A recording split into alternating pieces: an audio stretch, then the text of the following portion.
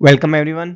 आज के लेक्चर में हम बात करेंगे classification of quadrilaterals based on side length and based on diagonals.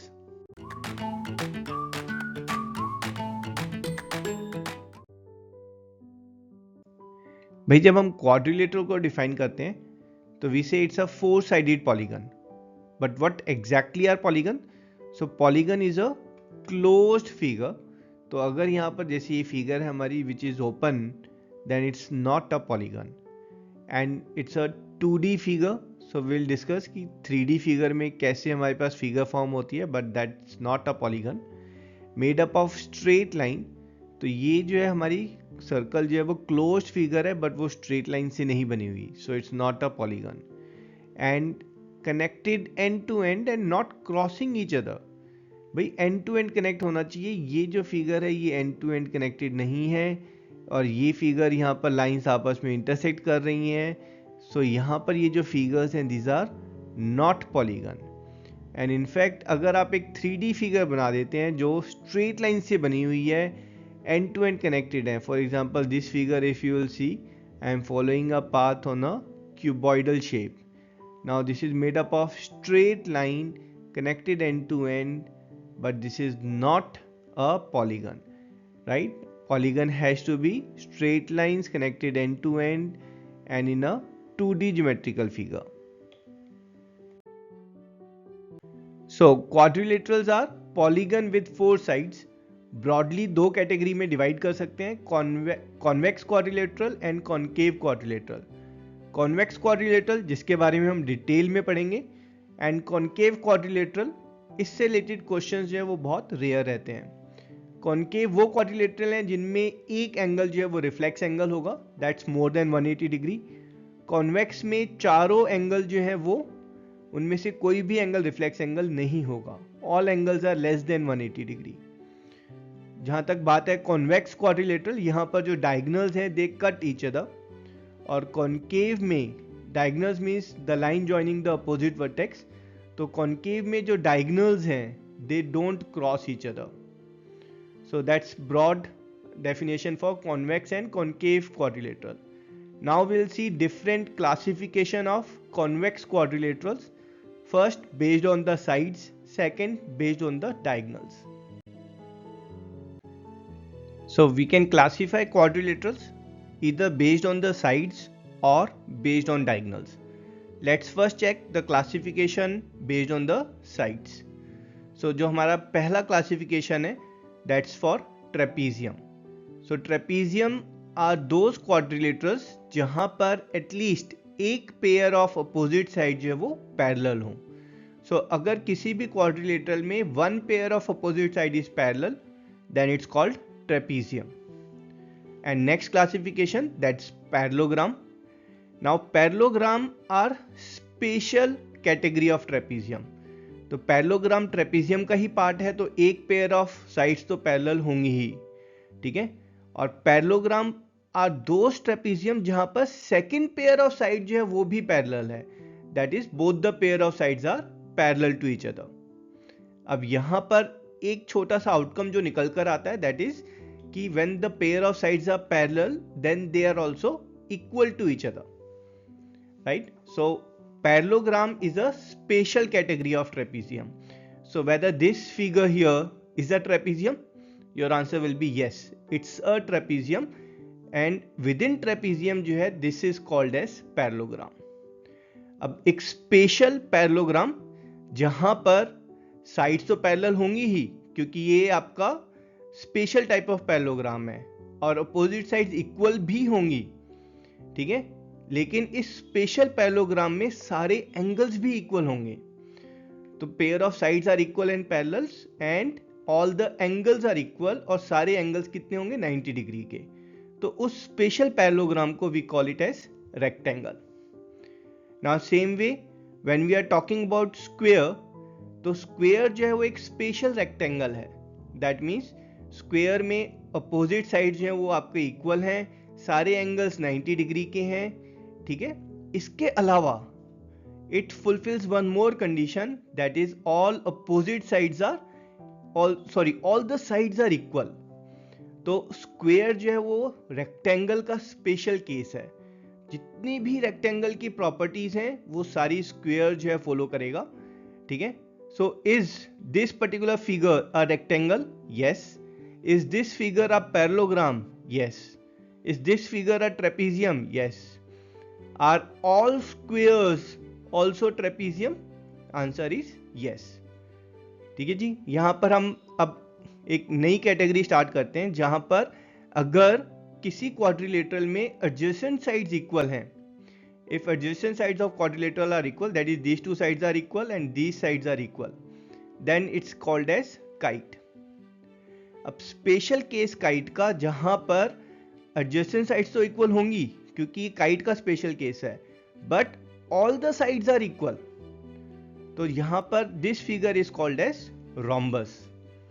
Rhombus क्या है? वो क्वाड्रिलेटरल जहां पर सारी साइड्स इक्वल हैं, ठीक है जी। यहां पर अगर सारी साइड्स के साथ साथ अगर सारे एंगल्स भी इक्वल हो जाएंगे, that is all this angles are equal, then that particular rhombus will be called as square. So is a square an example of kite? Answer is yes. Are all kites also rhombus? No. But are all rhombus also qualify as kite? Answer is yes. अब यहां पर एक और जो interesting arrow बनेगा हमारे flow chart में, that is from parallelogram till rhombus. अब ध्यान से देखें, पैरेललोग्राम में अपोजिट साइड जो है पैरेलल होनी चाहिए, ठीक है। That's the case in rhombus also. तो पैरेललोग्राम में अगर सारे एंगल्स इक्वल हो जाते हैं, we call it rectangle, and parallelogram में अगर सारी साइड्स इक्वल हो जाती हैं, then we call it rhombus. So is rhombus a case of parallelogram? Yes, rhombus is also parallelogram. So rhombus will follow all the properties of parallelogram and all the properties of kite. Now let's see the classification based on diagonals. चलें जी, quadrilaterals का classification based on diagonals. हमारी जो पहली figure है that's a trapezium. सो अगर हमें कोई quadrilateral given है जहां पर ये गिवन है कि जो डायगोनल्स हैं वो एक दूसरे को प्रोपोर्शनली कट कर रहे हैं, then that figure is a quadrilateral. देखो साइड के केस में हमें क्या गिवन होता है कि वन पेयर ऑफ साइड अगर पैरेलल है तो फिगर ट्रेपीजियम है। डायगोनल के केस में भी से अगर रेशो ऑफ डायगोनल्स जो कट हो रही हैं दैट इज इक्वल, मतलब AO और OC की रेशो लेट्स से 3:2 है, BO और OD की रेशो भी 3:2 है, then that figure has to be a trapezium. Next figure is your parallelogram. तो पैरेललोग्राम एक स्पेशल ट्रेपीजियम है, तो यहाँ पर ratio of diagonal of course it will be same, कि रेशियो ऑफ डायगोनल्स जो है वो इक्वल होनी चाहिए क्योंकि ये स्पेशल ट्रेपीजियम है। बट अगर ये रेशियो 1 हो जाती है then we call it a parallelogram. Ratio 1 का मतलब क्या है बेटा? यहाँ पर AO upon CO is 1, that means AO is equal to CO। तो अगर AO और CO की लेंथ इक्वल है, आपका DO और BO की लेंथ इक्वल है, so we say they meet each other at the centre और diagonals bisect each other, so that's a parallelogram. तो अगर हम यहाँ क्वाड्रिलेटरल गिवन है कोई और उसमें गिवन है कि डायगोनल्स एक दूसरे को बाइसेक्ट कर रहे हैं, that's it, no other information is given. So if diagonals are bisecting each other then that figure has to be parallelogram. Next figure हमारी है रेक्टेंगल। तो रेक्टेंगल जो है वो एक स्पेशल पैरेललोग्राम है। स्पेशल पैरेललोग्राम है तो पैरेललोग्राम की तो सारी प्रॉपर्टी फॉलो होंगी, दैट इज रेक्टेंगल में डायगोनल्स एक दूसरे को बाइसेक्ट करते हैं और साथ में they are equal to each other. तो अगर आपको गिवन है एक पैरेललोग्राम और उसमें लेट्स से गिवन है कि AC length is equal to BD length, then you can safely assume it to be a rectangle. Next case हमारा स्क्वेयर है। स्क्वेयर एक स्पेशल रेक्टेंगल होता है। स्पेशल रेक्टेंगल का मतलब है कि यहाँ पर डायगोनल्स की लेंथ जो है वो इक्वल होगी और डायगोनल्स जो है वो एक दूसरे को बाइसेक्ट भी करेंगे। बट यहाँ पर स्पेशल बात क्या है कि साथ में डायगोनल्स एक दूसरे के परपेंडिकुलर भी होंगे। तो अगर हमें एक रेक्टेंगल गिवन है जहाँ डायगोनल्स परपेंडिकुलर हैं, then that figure is actually a square. तो स्क्वेयर जो है वो एक स्पेशल केस ऑफ रेक्टेंगल है, and here we can say कि all squares or all rectangles, they are part of trapezium. They are also trapezium. They follow all properties, all formulas related to trapezium. Only thing is they are special case, so they have got some special properties and formulas also. But all squares are also trapezium? True. Let's take the next case. Next case हमारे पास kite का है, जहाँ पर diagonals जो हैं वो perpendicular होते हैं. एंड जहाँ पर डायगोनल्स परपेंडिकुलर होते हैं, एक्चुअली उस फिगर को हम बोलते हैं ऑर्थो डायगोनल क्वाड्रिलेटरल. और वो ऑर्थो डायगोनल क्वाड्रिलेटरल जहाँ पर डायगोनल्स जो हैं वो बाइसेक्ट करते हैं एक दूसरे को, सॉरी जहाँ पर एक डायगोनल जो है वो बाइसेक्ट होता है, then that particular figure is called as kite.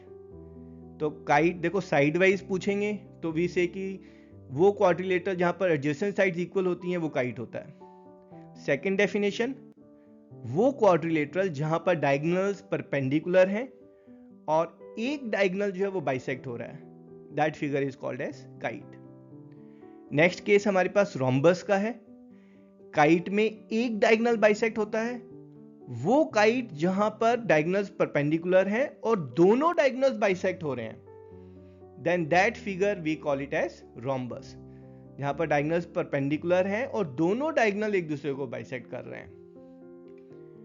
अब स्क्वायर की अगर हम बात करें तो स्क्वायर जो है वो एक स्पेशल केस है रोम्बस का, जहां पर डायगोनल्स जो है वो बाइसेक्ट कर रहे हैं, डायगोनल्स परपेंडिकुलर हैं, और वो रोम्बस जहां पर डायगोनल्स इक्वल भी हो जाते हैं, then that rhombus we call it as square. और यहां पर हमारे पास एक एरो मिसिंग है, that is from parallelogram till rhombus.